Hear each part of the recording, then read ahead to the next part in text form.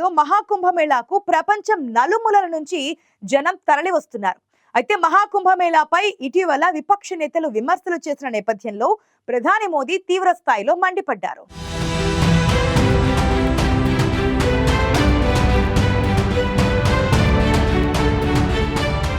మహాకుంభమేళా ఐక్యతకు గుర్తు అని ప్రధాని మోదీ అన్నారు. అంతేకాదు కుంభమేళా భవిష్యత్ తరాలకు స్ఫూర్తి అని చెప్పుకొచ్చారు. కుంభమేళాపై విమర్శలు చేసిన విపక్ష నేతలను ఉద్దేశించి మోదీ తీవ్ర స్థాయిలో ధ్వజమెత్తారు.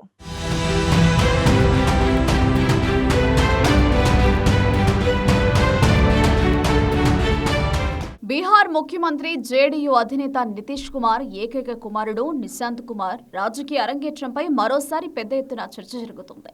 నితీష్ కుమార్ తన కుమారుడు నిశాంత్ కుమార్ను రాజకీయాల్లోకి తీసుకురావాలని నిర్ణయించుకున్నట్లు జోరుగా ప్రచారం జరుగుతోంది. హోలీ తర్వాత నితీష్ కుమార్ కుమారుడు నిశాంత్ కుమార్ అధికారికంగా రాజకీయాల్లోకి వస్తారని, ఆ మేరకు ముహూర్తం నిర్ణయించినట్లు బీహార్ రాజకీయ వర్గాల్లో చర్చ జరుగుతోంది. నితీష్ కుమార్ వారసుడిగా నిశాంత్ కుమార్ రాజకీయాల్లోకి త్వరలోనే ఎంట్రీ ఇస్తారనే దానిపై గత కొంతకాలంగా చర్చ జరుగుతోంది. తాజాగా మరోసారి ఈ అంశం తెరపైకొచ్చింది.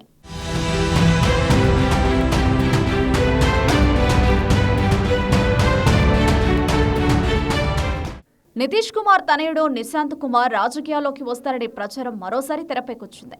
మరికొన్ని నెలల్లో బీహార్లో అసెంబ్లీ ఎన్నికలు జరగనున్న నేపథ్యంలో నితీష్ కుమార్ వారసుడి రాజకీయ అరంగేట్రంపై వచ్చిన ఈ ఊహాగానాలపై బీహార్ గ్రామీణాభివృద్ధి శాఖ మంత్రి శ్రావణ్ కుమార్ స్పందించారు.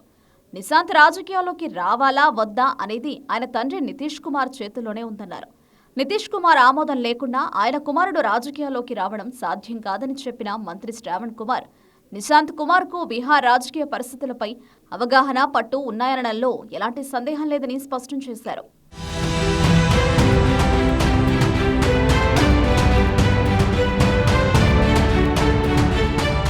బీహార్ సీఎం నితీష్ కుమార్ ఆయన భార్య మంజు సింగ్ల ఏకైక కుమారుడు నిశాంత్ కుమార్. 38 ఏళ్ల వయసున్న నిశాంత్ కుమార్ ప్రస్తుతం రాజకీయాలు, టీవీ డిబేట్లు, సోషల్ మీడియాకు దూరంగా ఉంటూ వస్తున్నారు.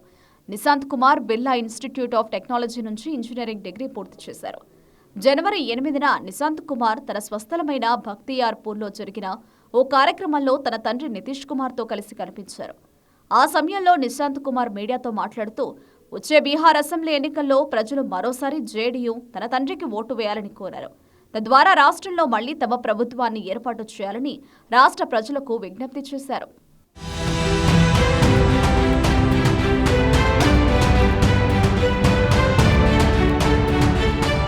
భక్తియార్పూర్లో జరిగిన కార్యక్రమం తర్వాత నిశాంత్ కుమార్ రాజకీయాల్లోకి రావచ్చని జేడీయూ సీనియర్ నాయకుడు బీహార్ మంత్రి శ్రవణ్ కుమార్ అన్నారు.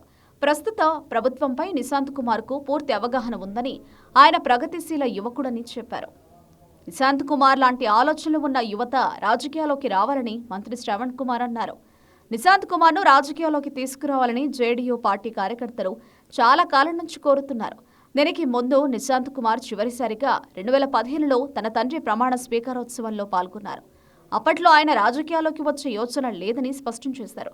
తనకు రాజకీయాలపై ఆసక్తి లేదని, ఆధ్యాత్మిక మార్గాన్ని అనుసరించాలని ఎంచుకున్నట్లు నిశాంత్ కుమార్ తెలిపారు.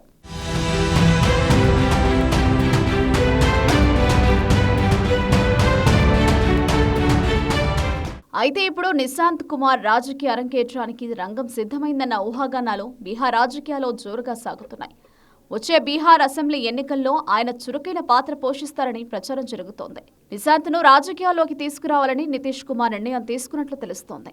అయితే దీనిపై జేడీయూ లేదా నితీష్ కుమార్ నుంచి ఎలాంటి అధికారిక ప్రకటన వెలువడలేదు. బీహార్ అసెంబ్లీకి ఏడాది అక్టోబర్ లేదా నవంబర్ నెలలో ఎన్నికలు జరగనున్నాయి. బీహార్ రాష్ట్రంలో మొత్తం 243 స్థానాలుండగా మరోసారి అక్కడ అధికార పగ్గాలు సొంతం చేసుకోవాలని ఎన్డీఏ ఉవ్విళ్లూరుతోంది.